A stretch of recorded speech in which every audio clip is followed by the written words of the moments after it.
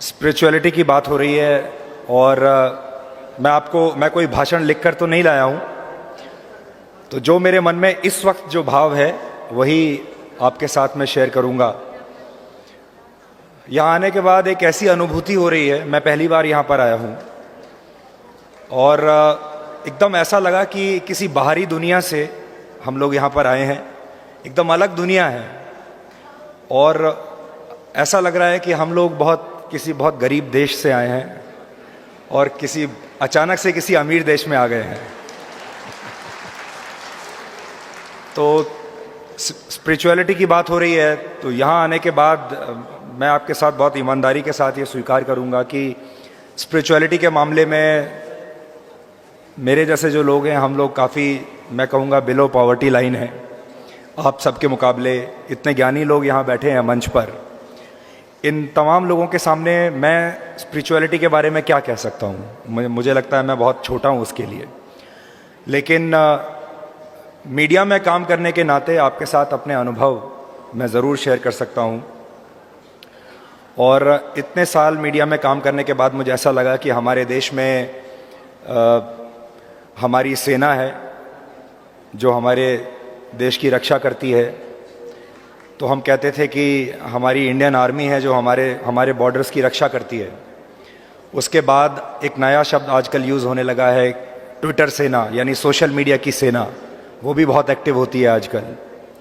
लेकिन यहाँ आने के बाद ऐसा लगता है कि हमें एक देश में इस वक्त एक स्पिरिचुअल सेना की बहुत ज़रूरत है, एक स्पिरिचुअल आर्मी। हमारे देश में जो मिसिंग है वो है कि हमारे पास एक बहुत सशक्त स्पिरिचुअल आर्मी नहीं है। अगर आप एक मीडिया के न्यूज़ रूम में जाएंगे तो आपको एक बहुत ही नेगेटिव माहौल मिलेगा। और इसीलिए मैं आपसे बार बार ये कह रहा हूँ कि मैं अपने जीवन के हर रोज़ 24 घंटे में से कम 13-14 घंटे तो न्यूज़ रूम में बिताता हूँ और वहाँ माहौल बहुत नेगेटिव होता है। दुनिया भर के मीडिया में अगर कोई दुर्घटना होती है और उस दुर्घटना में कितने लोग मारे जाते हैं, जितने ज़्यादा लोग मारे जाते हैं वो उतनी बड़ी हेडलाइन बनती है। उसको उतनी ज़्यादा तवज्जो दी जाती है, उसके ऊपर उतना ज़्यादा काम किया जाता है। और इसीलिए मैंने आपसे कहा कि जब मैं यहाँ आया, इस हॉल में हज़ारों की संख्या में लोग मौजूद हैं, तो एक जो आपने देखा होगा कि आप किसी को मिलते हैं तो आपको नेगेटिव वाइब्स आते हैं और कहीं किसी जगह पर आप जाते हैं तो आपको एक पॉजिटिव वाइब्स आते हैं। अब आप अंदाज़ा लगाइए कि जब मैं इस हॉल में आया तो मुझे इतनी ज़बरदस्त पॉजिटिव एनर्जी फील हुई और मुझे लगा कि जिस जगह पर इतने हज़ार पॉजिटिव लोग, पॉजिटिव विचारों वाले, अच्छी आत्माएं जहां मौजूद हों, वो जगह कितनी पवित्र होगी। और यहाँ से कितनी सारी एनर्जी, मेरे जैसे जो लोग हैं, मैं बार बार हवा में से उस एनर्जी को अपने अंदर इनहेल करने की कोशिश कर रहा हूँ, ताकि, और कोशिश कर रहा हूँ कि ये जितना मैं इनहेल करके ले जाऊँ यहाँ से, ये ज़्यादा से ज़्यादा दिनों तक मेरे अंदर चले, मेरे मस्तिष्क में चले जब मैं दिल्ली वापस पहुँचूँ। तो सबसे पहले मैं बहुत शुक्रिया अदा करता हूँ कि मुझे यहाँ आने का मौका मिला। मुझे पता नहीं था मैं आज कहाँ जा रहा हूँ, क्योंकि मैंने जैसा आपको कहा मैं पहली बार यहाँ पर आया हूँ।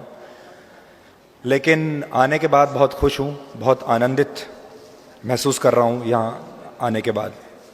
पुरानी फिल्में अगर आप कभी देखें तो पुरानी फिल्मों में जो चीज़ देखने को मिलती थी कभी उस ज़माने में, जो एक आपसी संबंध होते थे, एक पड़ोसी के पड़ोसी से संबंध होते थे, क्लास में जो दोस्त उनके आपस में संबंध होते थे, पिता पुत्र का संबंध होता था, वो सारे संबंध अब कहीं खोते चले जा रहे हैं। संबंध सिर्फ एक, जिसको कहते हैं कि एक जैसे जन्म प्रमाण पत्र होता है, बस प्रमाण पत्रों के लिए वो संबंध रह गए हैं। स्कूल में एडमिशन के लिए, कॉलेज में एडमिशन के लिए संबंध रह गए हैं। आधार कार्ड बनाने के लिए, राशन कार्ड बनाने के लिए और पासपोर्ट बनाने के लिए उन संबंधों की ज़रूरत पड़ती है, जहाँ आपको कॉलम भरना होता है, ये मेरी पत्नी है, ये मेरे पिता हैं, ये मेरे पुत्र हैं और ये मेरा पता है। वो पता आपका भौतिक पता है, जहाँ आपका शरीर रहता है, लेकिन मेरी आत्मा कहाँ रहती है मुझे नहीं पता। अगर उस पासपोर्ट में किसी ने ये लिख दिया तुम्हारी आत्मा कहाँ रहती है, तो ज़्यादा से मुझे लगता है ज़्यादा लोग ये बोलेंगे कि मैं तो जानता ही नहीं मेरी आत्मा कहाँ रहती है, कभी अपनी आत्मा से मिला नहीं।